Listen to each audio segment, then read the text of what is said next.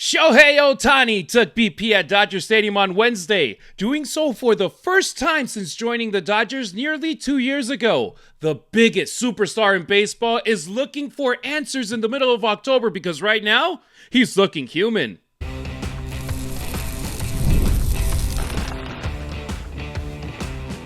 You are Locked On Dodgers, your daily Los Angeles Dodgers podcast. Part of the Locked On Podcast Network, your team every day.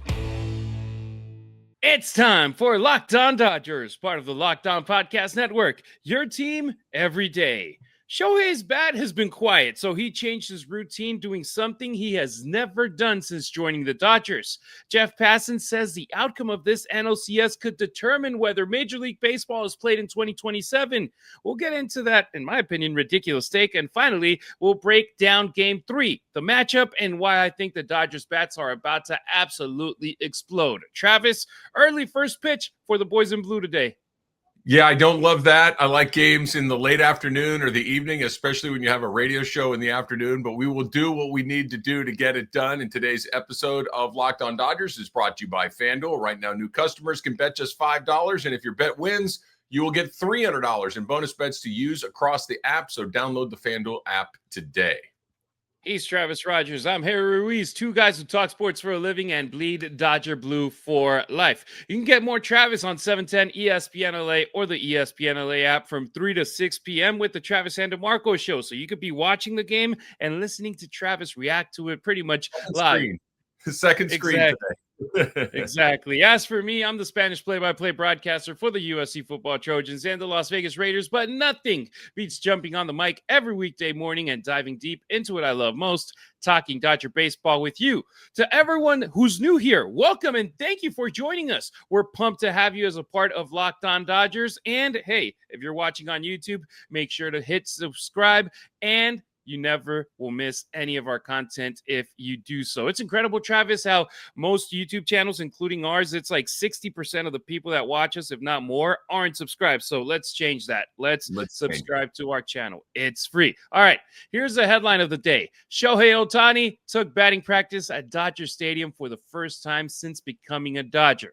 Not a game, not soft toss, real BP on that same dirt where October legends have been made. Why does this matter? Usually you say a player takes batting practice, so what? But because it's Ohtani, he never does this. That's why it matters. His routine is famously strict. Every swing is scripted. Every session is planned. For him to grab a bat and take live cuts the day before a postseason game tells you everything about the urgency right now with him, Travis. Yeah, I think there's a few things in here. Number one, if you got a chance to see him take live batting practice on the field, he hit one out of the stadium. So that's exciting. So knowing that he's seeing the ball, at least in batting practice, is something. So yeah, and I think, and this is kind of funny and kind of a little scary at the same time. I guess this is the first piece of evidence we've ever seen that Shohei Ohtani might actually be a human being.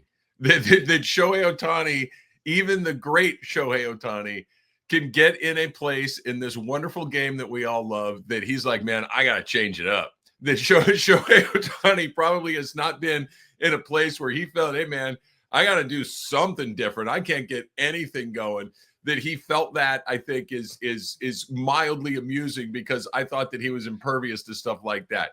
The scary part of that is that he felt he needed to do something to change it up, that he's in a way where he's not seeing the ball come out of the hand. He's taking some swings that are not typical swings that he would take, that he felt he needed to kind of go into a different routine. I think it's both encouraging and a little scary. Encouraging that, he's continuing to work. He's going to continue to try to grind it out and find the swing that let him hit 55 home runs, that let him become a back-to-back MVP, or soon will become a back-to-back MVP.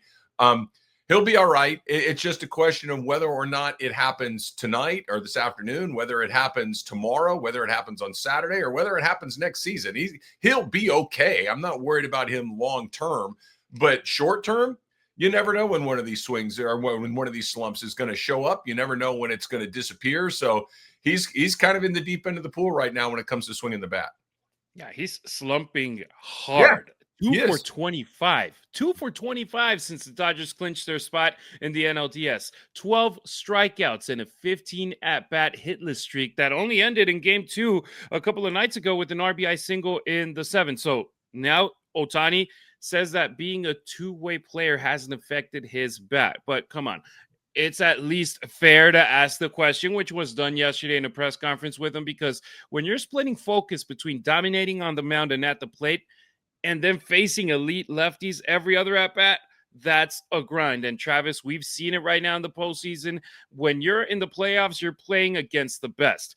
In the regular season, you're going to have some gimmies here and there and take advantage. And I remember reading one of the texts in our listener line not long ago saying, it's like, hey, Shohei, when was the last time he had a huge hit? He's getting a lot of home runs late in games with the team either up by a lot or down by a lot, and it's not difference making, blah, blah, blah, blah, blah, blah, blah. But right now, it's like, hey, you know what? When he's going against great pitcher against great pitcher against great pitcher, he's been struggling too. And the lefty part, we can't ignore it. They've been throwing lefties left and right at him.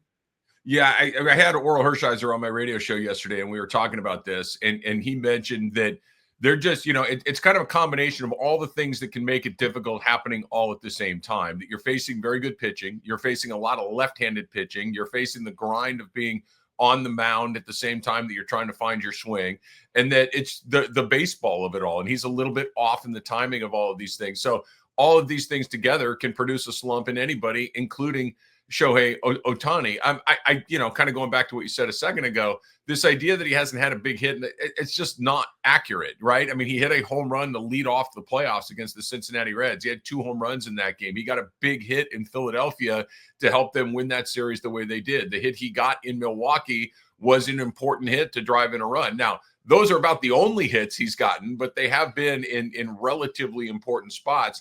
He's hit the ball hard a few times along the way, so I'm optimistic, but look, it's a real thing. We can sit here and say that, it's all good. It's all good. And I think that it will be ultimately, but right now they need him. He is kind of lost, right? When you watch him, and I've said this a million times, when you can really tell that a guy is scuffling, and I think that Ohtani is when they take strikes and they swing at balls. That's when they know that or when you can tell that a guy is just really not seeing the ball come out of the hand.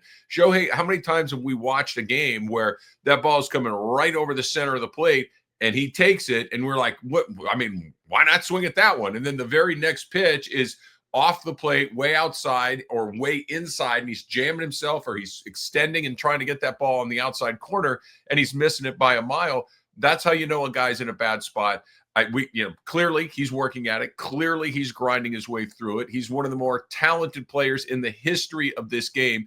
He'll figure it out. The question is, how long is it going to take to figure it out? And he's got a start coming up on Friday afternoon. So he's obviously got to start getting ready for that. He's got to be in a mental place. But this is not, I know it's new for all of us to try to work our way through seeing a guy do this. This is his normal routine. This is what he's done his entire life. So it's not really new for him. Even Ohtani can have a slump, but it would be really nice if he could find a way to break out. And I really do think he's going to hit a ball so blanking far and so hard that it's going to be oh my goodness. And then all of a sudden, everything's going to open up after that. That's how these things typically come undone.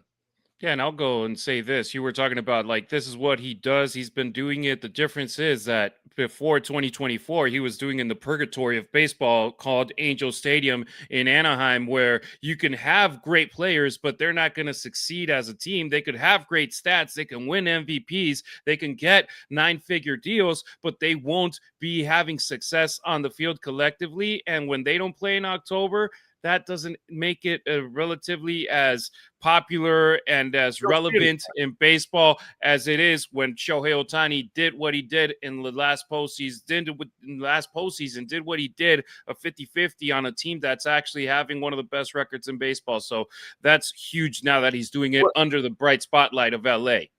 Absolutely. And here's one of the things that you haven't heard, and I think it's good because I think it's clearly not part of the equation, is the idea of the stage being a lot for him. Like Shohei Ohtani, from the moment he's shown up in this league, has been comfortable in the center of the stage. Like anybody that's been to a Dodger game or even an Angel game a few years ago, there's almost like there's a spotlight shining on this man at all times, everywhere he goes, eating sunflower seeds or standing on the on-deck circle. It's like all eyes on him all the time.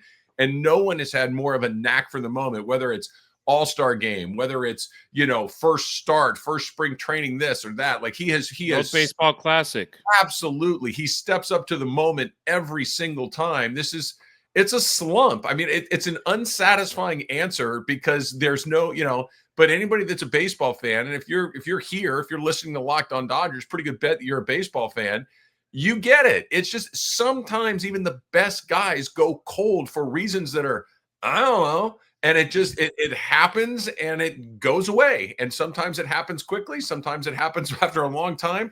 It will go away. It's just a matter of when does it go away? Hopefully today, because he went 0 for 13 with 7 strikeouts against the Phillies left-handed starters this postseason. The Brewers noticed, so they're running their best lefty arms at him on repeat. Ashby, Koenig, Gasser, all part of a very clear Ohtani plan. Because of Ohtani's 40 postseason plate appearances, more than half have been against lefties, 22, and he's reached base just 3 times. 3 times. So yeah, this batting practice session definitely matters. Not because it's magically fixed everything, but because sometimes you just need a mental reset, a reminder of what the swing feels like when it's easy, when it's yours. Heck, he even hit the roof of the right field pavilion on Wednesday, like you said, Travis. So if Shohei finds that spark, forget a slump. We're talking about a one-man October earthquake, a one-man wrecking crew. It'll change fast. It'll change in one swing, and then it's going to be an avalanche of Ohtani hits. It's different than last year in October, Game 2 of the World Series, where he actually got hurt. Yeah, he was hurt. Running to second base. Yeah. He was hurt. That's why he wasn't producing. And even then, first at bat at Dodger Stadium, Game 3, he gets walked. Yeah. Right now, he's on a slump. He's gotten walked to load the bases and go to Mookie Betts. Exactly. Look, we can talk about this a lot, and the everydayers know what I'm about to say. This man, who is as cold as he could possibly be, who is not seeing the ball well, who is striking out over half the time, who is really, really scuffling right now, when it comes up, the other manager says, nope, I'd rather pitch to Mookie Betts. Not some random guy off not Alex Call, not Justin Dean. I'd rather pitch to a white-hot Mookie Betts than an ice-cold Shohei Ohtani. That tells you all you need to know. I was watching an interview with Mookie Betts on MLB Radio, watching it because it was on social media, on Instagram, and they were asking him about it, and he was like, at the beginning, when that started happening, he started feeling some type of way. He's like, what the hell? Why are you walking the guy in front of me to get to me with the bases loaded? But then he was like, well, it's Shohei, man. Then he understood it. He's like, yeah, whatever. I'll go ahead. I'll bring in the runs. It's like, that's one of the benefits of having Shohei Ohtani in front of you. And you know what? The Dodgers having guys like Shohei, guys like Mookie, guys like Freddie Freeman, Teoscar Hernandez, Tyler Glasnow, Blake Snell, and I can keep going on for a while, is the reason why Jeff Passan thinks the outcome of this series could literally determine whether MLB even exists in 2027. I'm not buying that for a second. Coming up on Locked On Dodgers, we'll dig into that. The NFL season is here. The playoff season is here. The basketball season's right around the corner. Hockey season's here. And FanDuel has an offer that you are not going to want to miss, because right now, new customers, you can bet just $5. And when you bet $5, you're going to get $300 in bonus bets if you win. You heard it right? You just pick a bet. You just put down $5. And if that bet hits, you're going to unlock $300 in bonus bets to use across the app however you would like to do it, right? You've heard me talk about this. If you like parlays, FanDuel's got a bunch of parlays that you can play. If you want to just do some player props, which are super fun, FanDuel's got player props. And of course, if you like to have the game start and you like to get a feel for things, live lines during games, yep, FanDuel's got that too. It makes watching football, makes watching anything you're watching even more exciting when you've got a little something riding on the action. So here's the big question. What are you waiting for? Visit FanDuel.com to download the FanDuel app today and get started. Thanks for making us your first listen wherever you may be tuning in, either on your favorite podcast app or our YouTube channel. Subscribe to it. It's free. Smash that notification bell so you never miss a beat. Full episodes, hot takes, breaking Dodgers news, and the Dodgers postcast show with Pete Fox live after the final out of every game. If it drops, you're on it. That's how you become an everydayer here on Locked On Dodgers. Okay, here we go. Major League Baseball doesn't need a salary cap. It needs accountability, in my opinion. So Jeff Passan drops this bombshell quote on ESPN. The winner of the National League Championship Series could determine whether Major League Baseball is played in 2027. End quote. Look, I respect Jeff. He's one of the best in the game when it comes to reporting, one of the best insiders in baseball, but come on. That's a stretch worthy of a yoga class. He argues that if the Dodgers, with their record huge payroll, win back-to-back World Series, it'll embolden owners to push harder for a salary cap. And if the Brewers win, what? Somehow that will cool the fire? That's not how any of this works, in my opinion, Travis. Yeah, I think what he's getting at, and Jeff is as plugged in as anybody, in the entire sport. So I think this is coming from a place of an informed opinion. I think this is basically what if I'm reading it the way that I'm reading it, is this could be the straw that breaks the camel's back, right? That this is going to be the thing that they've been heading for a confrontation for years now, for a very, very long time. There's a group of teams that spend money like the Dodgers, like the Mets, like the Yankees and teams like that. And then there's a group of kind of in the middle, whether you want to call them the Angels, the Braves, teams that do spend money, but they don't spend at that level. And then you got the A's and the Pirates and, the teams at the bottom of the stack. We've been heading to this for a long time.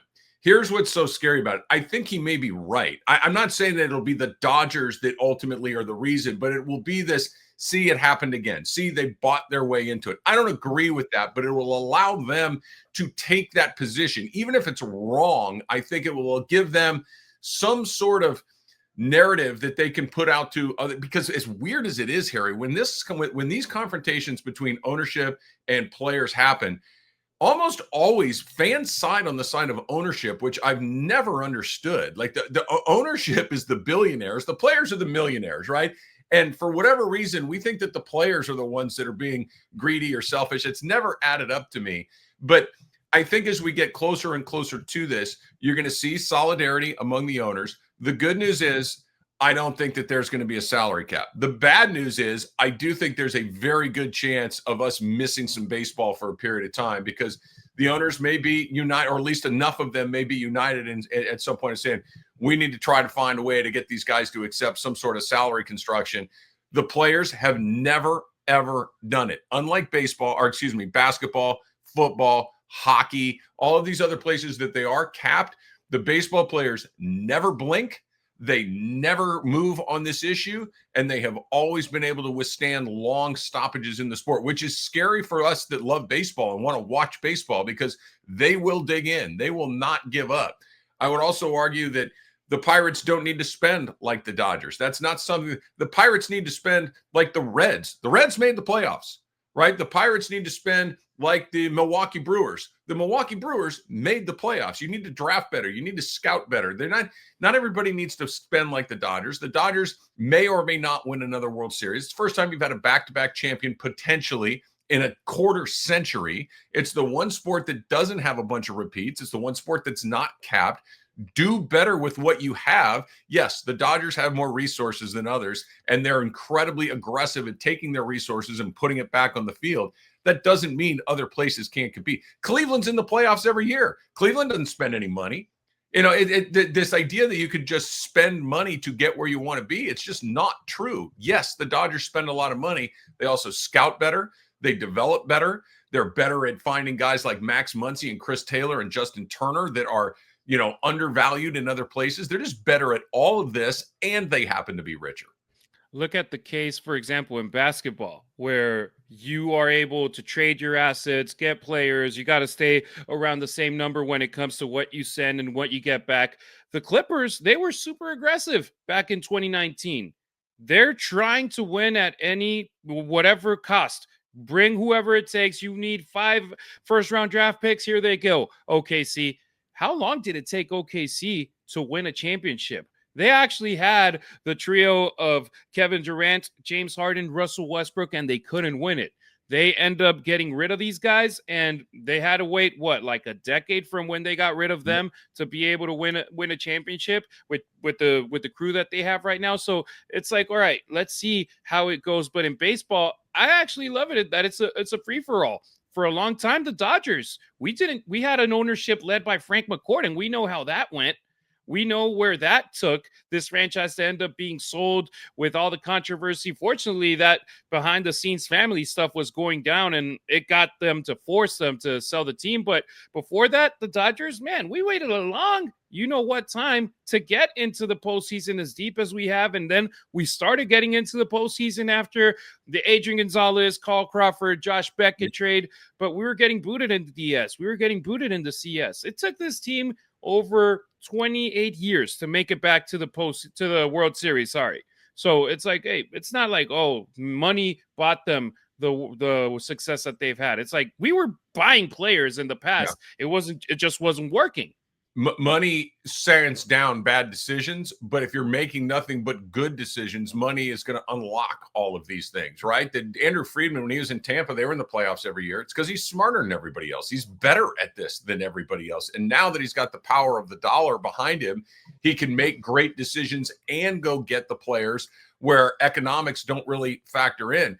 I think that the crazy thing is when you look at all of these deals, none of them are above market value, right? They're all kind of about what you would expect, whether it was the Dodgers paying it or the Giants or the Phillies or anybody else. It's not like they're coming in there and paying a 25% premium on these guys just to get them to come to LA. The Blake Snell deal was actually a pretty good deal. It wasn't outside of the market number. So they have more money than other people. And yes, they use it more effectively. But they're also making much better decisions with these things. They're developing more of their own guys historically. And I think that's the big, look at the Mets. The Mets just spent more money than anybody. How'd that work out? It's because they're not spending it in the right places. They're not building a roster. They're building, a fantasy baseball team. And the Dodgers don't. The Dodgers have a team that works. And yes, it's expensive, but it's also not above and beyond where you would expect in any one deal. The Tanner Scott deal, expensive, but not out of line of what the industry thought he was going to get. They just pay the going rates because they can, and they decide where to go. Look, you already mentioned the Mets spend more than anybody, didn't even make the postseason. Right. In an era where you got 4 wild cards. The Yankees, third in payroll, couldn't survive the ALDS. The Phillies, 4th highest, gone. Meanwhile, look who did make the postseason. The Brewers, who the Dodgers are playing, 23rd in payroll. And they had the best record in baseball. The Reds and Guardians, 22nd and 25th, respectively. The Mariners, 16th, and they're in the ALCS. So this isn't about money. This ain't about money. It's about management, about development, about accountability. The Dodgers, you can say Will Smith is a $100 million catcher. Yeah, he was developed in the Dodgers system. You go back to a guy like Walker Buehler, who got the final out of the World Series last year. He was developed in the Dodgers system. Clayton Kershaw, developed in the Dodgers system. Andy Pages, an international signing by the Dodgers, developed in the Dodgers system, second most home runs. Max Muncy, they got him off of the street with a minor league contract when they signed him with the boys in blue. Yes, you're going to have the Shoheis, you're going to have the Mookies, you're going to have the Freddie Freemans. But at the end of the day, this Dodgers team, they've complemented the talent that they develop, that they grow in their system with great players around them, and that's why they're winning. And they don't make bad deals very often. Like look, the name I'm about to throw out there is one of my favorite Dodgers of recent memory, but they saw a number and they're like, no, we're not going to do that. Corey Seager's not here anymore. He was a drafted and developed player, and they're like, no, we can't get there. That's an irresponsible deal. They let someone else do it. They drafted and developed an MVP in Cody Bellinger, and when they saw what was coming down, they're like, nah, we're not going to do that. He's not. It's much more about the decisions that they make than the money that they spend. Yeah, so to Jeff Passan, respectfully, in my opinion, the sky isn't falling. If the Dodgers repeat, it's not a crisis. It's a blueprint. And look at the way that this Dodgers team is printing money because they signed Shohei Ohtani. If the Angels had signed Shohei Ohtani, do you trust that ownership, that front office, that they would be able to capitalize on Shohei the way that the Dodgers have? They had him. Yeah, they had him. That I think is an incredible point, because Shohei Ohtani was in Anaheim for 6 years, and did they turn on the money faucet the way the Dodgers did? No. It's because they just don't know how to do it. Again, it comes down to ownership. It comes down to management. It comes down to understanding what you have and how to maximize those things. They had him there for 6 years, and Shohei was awesome, but the team was still garbage. And they didn't figure out how to support him with good decisions, with other good players, signing, drafting, and developing the right players. The Dodgers have more money. And again, I think Jeff Passan might be right. I think this may be the reason that the owners say, hey, we can sell this to the public. It's not that it's actually, they don't care. These teams come up for sale very rarely. When they do, they always sell for more than they were bought for originally.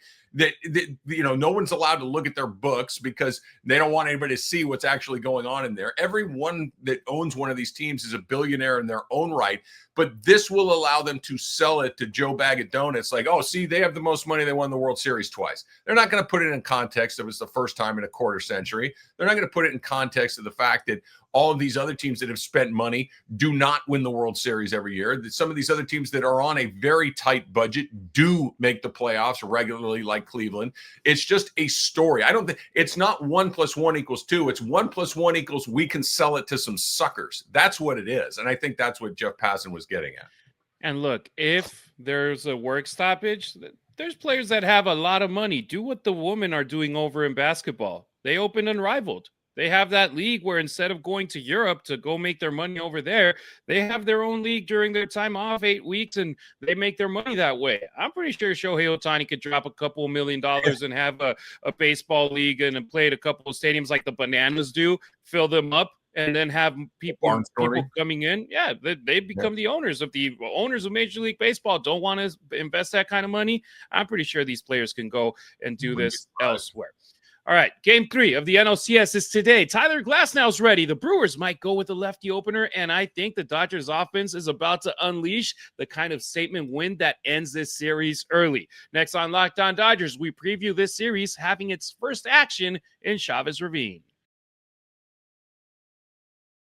This episode is brought to you by PrizePicks. Every day we make decisions, but on PrizePicks, being right can get you paid. So don't miss the excitement of this football season. It's football season, right? It's also baseball playoff season. It's basketball season around the corner, hockey season, it's college football, you name it. It's great to be right on PrizePicks no matter what you're doing. And PrizePicks is a ton of fun. It's a simple way to add more excitement to football. You just pick more or less on player projections. Like instance, Josh Allen's passing yards, Saquon Barkley rushing for a touchdown or not, and you're in the game. Here's how easy it is. You can put an entire lineup in under a minute. And this is a new one, right? PrizePicks just added stacks. So if you want to ride with a player, you can select them across the board, right? Passing yards, rushing yards, touchdowns, all in one lineup. So this is what you do. You download the PrizePicks app today. You use the code LOCKEDONMLB to get $50 in lineups after you play that first $5 lineup. That's code LOCKEDONMLB for $50 in lineups after you play your first $5 lineup. PrizePicks. It's good to be right. Don't forget to follow Locked On Dodgers not only on YouTube, but on X, Instagram, and TikTok as well. You can find Travis on social media at Travis Rodgers on X and Instagram. I'm pretty sure there's going to be very entertaining reels coming up from the ESPN LA studios this afternoon. Meanwhile, I'm at Harry Ruiz on X, at Harry_Ruiz on Instagram, and at Harry Ruiz_ on TikTok. All right. Game 3 of the NLCS could be the knockout blow. This is the one, Dodgers fans. Game 3 today, Dodgers up 2-0. Tyler Glasnow on the mound, and the Brewers scrambling for arms. That's a big part of this equation right now, Travis, because Milwaukee hasn't announced the starter yet. But I expect the lefty opener, followed by Jacob Misrowski, who the Dodgers struggled against in the regular season. That's their formula. Keep the Dodgers guessing. Mix up lefties and hope LA beats itself, but that hasn't happened yet this postseason because the Dodgers starting pitching has been lights out. Yeah, the secret sauce is not super complicated, right? The secret sauce is my starting pitcher is better than yours. My starting pitcher will give up fewer runs than yours. And if I can build a lead and get far enough ahead, you're going to run out of runway and you're not going to be able to catch me.